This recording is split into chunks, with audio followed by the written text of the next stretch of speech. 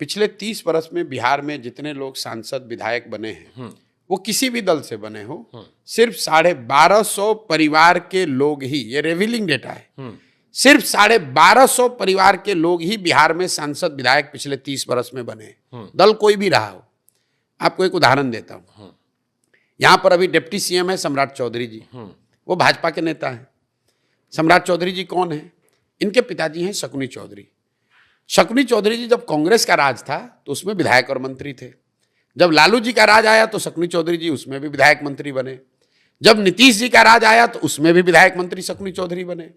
जब मांझी जी बने तो उसमें भी शकुनी चौधरी विधायक मंत्री थे। और आज जब भाजपा को भी बनाना हुआ तो उसको भी कोई सामान्य कुशवाहा नहीं मिला, उसको शकुनी चौधरी का बेटा ही मिला। तो चंद परिवारों का राजनीति पर ऐसा कब्जा है कि उससे बाहर राजनीति जाती ही नहीं है।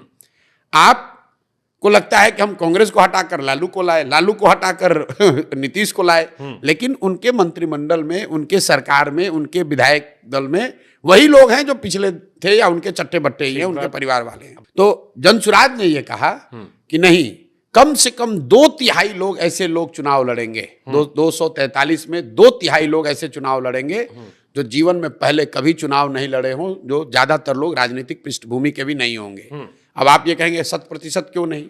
इस पर भी बड़ी लंबी चर्चा चली है कि भैया इन 1200 परिवार को तो आप बैन ही कर दो। हाँ, लोग ये कहते हैं जो उसमें आके, लेकिन जब सब बदल रहे तो ये भी बदल दो।